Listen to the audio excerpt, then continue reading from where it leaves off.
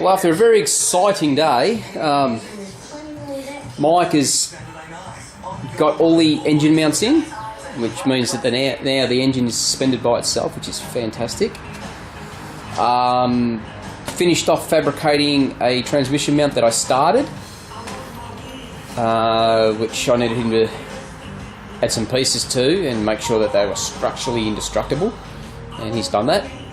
So for the first time since I bought this truck in 1996, I have an engine between some chassis rails. It's a little hard to see, but this guy's welding is incredible. I couldn't even hope to get it anywhere near that. This is what he does for a living, so you know, you'd expect it to be good. Very meticulous, attention to detail, you know, and I told him this wasn't going to be no show car, it's a daily driver, but yet, you know, he won't leave anything for me to clean up. He makes sure he cleans it up as he goes. Just an ultimate tradesman when it comes to metal fabrication and welding. So grateful that he's been able to help me out with this project, because you know, having an engine sitting in between your chassis rails gives you the chance to just set everything else up around it. Without that power plant sitting in there, you're basically screwed. You can collect your parts, but you just can't bolt nothing together. Now, this might be a bit hard to see, but we do have clearance underneath that sump, which until today was actually sitting on that cross member. That cross member was holding the engine in place for the last couple of weeks, but now we have clearance, and as a bonus of getting all these mounts in and getting everything at the right angle and all supported, my rocker cover is no longer hitting the firewall. So I might be lucky enough that they will pass that without me having to notch into my firewall. Personally, I think if your engine moves back that much, you've got serious engine mount and transmission mount problems, and it probably shouldn't be passed anyway. So I think there's ample clearance there. That's the thickness of one of my fingers. I can get down in there, so hopefully it's enough.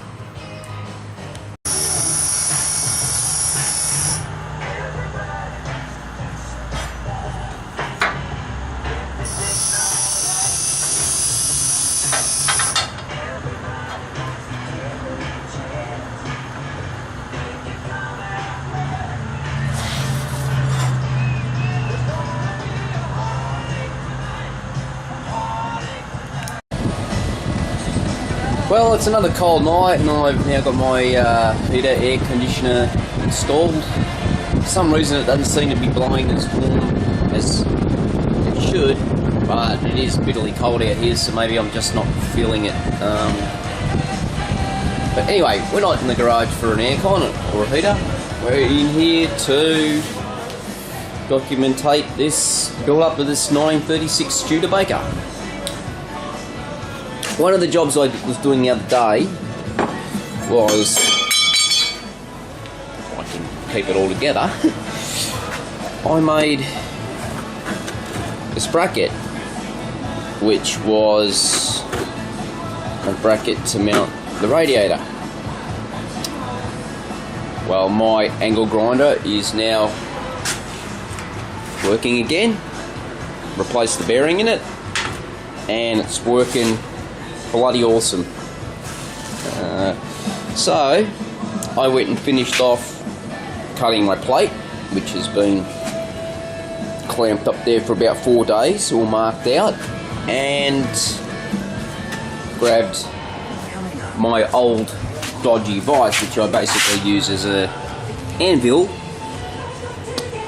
I will mount that to a solid metal stand one day, along with a good bit of railway sleeper, railway track, awesome to use as an anvil. So I'll put this in a piece of railway line on a stand, and yeah, I'll have a good platform to belt the shit out of stuff on. So, but anyway, I got my plate cut and stuck it in the vise. As you can see, there's a couple of vice marks there, and I belted the shit out of it, and I now have a bracket ready to weld in. I've just got to make one that's the opposite side. Actually turned out that, geez, I'm losing everything tonight. That was the bracket that I made. As you can see, the angle goes that way, and that one's the opposite direction. So they would actually be a pair if they were on the truck. I think. Yeah, they would be like that, because they're sort of facing out towards the front of the truck. So, yeah, even though I had the template, I've ended up bending the opposite side, but it doesn't matter. I just got to make sure that when I bend the next one, I bend it in the right direction, otherwise I won't be able to use it, because if it was on that side, I bent it the same, it's actually pointing backwards. It's got to point forward of the truck, so yeah, but not too bad. I did a quick fix, or check on the front of the truck, and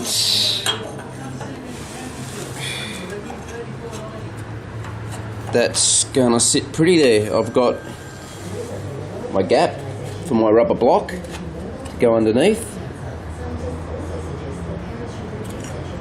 and yeah, it's all done. It's just got to be all tacked in. You can see the shadow there, so that gives you an idea of the gap they got underneath it. But yeah, very simple. And once that's painted black, along with the chassis, it's just going to blend straight in. I'll round all the corners off, and I'll make it look as pretty as possible. It won't look, too industrial, but it'll look alright. It'll look alright. It'll serve its purpose, and that's what this truck's all about. It's a budget build. It's built as a daily driver, and I'm going to continue to build it like that. Now, the other day, I was saying I discovered a transmission cooler, which I pulled off a 94 Falcon that was in really good condition. And, well, I've mounted it. I actually put it back on its original bracket, and as usual, it's so freaking dark in here you can't see nothing. But the original bracket is, so that's better if I pull back. The original bracket's mounted on there, and that actually gives me a bit of an angle on that. Now on my Chevy, I've basically mounted that one in the same position. It's set a little bit further back, sort of under the door on the Chev, but with these nice big sweeping guards on them, you get massive amounts of airflow coming under the guard and under the running board and valance panel. So the air, with that being out on an angle, the air hits that side on and filters straight out the back. So I've got, it's tucked up, it's out of the way, it's mounted on the original bracket, and good airflow, and it's not going to be seen. It'll be up behind the valance panel. So no one would even know that I was running a transmission cooler unless they got underneath it and looked. So that was something else I mounted the other day. I am going to mount it slightly higher, because by the time I bring the hoses off and down underneath, it's starting to get a bit low, but I've got quite a bit of room there to lift that, and I can move it back as well. Whoops, out of focus. There we go. So yeah, I can move all that.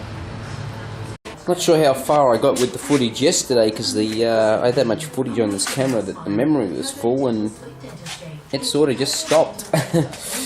And so if we didn't quite get this far, I have made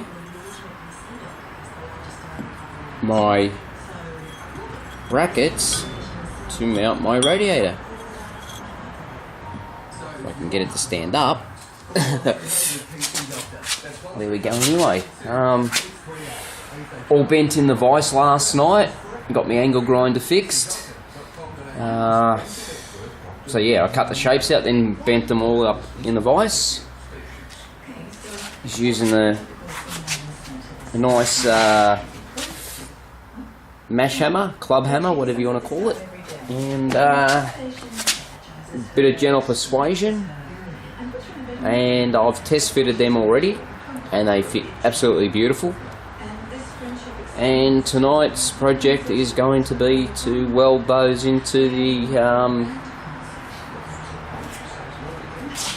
onto the front of the chassis and get this radiator mounted once and for all.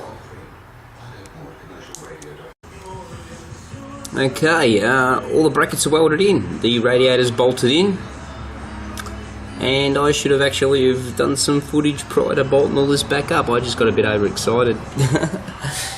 But let's try and get that in there for you. There you go. Using bolts out of an old XD Falcon. So, and they fit perfect, they're beautiful. We got the press fitted washer on the top, and yeah, everything's really neat. It's very neat. I'll give you a look at the front of it. There we go. So we now have one mounted radiator and aircon condenser. Solid as a rock. The radiators, that'll never move in 100 years. That's pretty solid the way it is, but as you can see there, we've got provisions back here for attachments for the bars that come out to the cowling. We've also got some there as well. This radiator was very well built. It was basically a universal type hot rod radiator that would fit anything. So I got those, and then I've got the original mounts there. The other one's broken off, but I have it somewhere. So if I need to fasten it to the top, I can do any one of 3 or 4 things. I can use any one of those factory tabs there and hook the bars up to it. I can hook the bars up to the original tabs and build a bracket off those back ones which will already have holes in them and fasten that to the shroud. Yeah, there's so many options there, but for the moment that's solid. You can drive down the road and that will not fall out. So another job done. The only thing left to do now is get a nice billet overflow recovery tank and bolt that in the side, and we're done.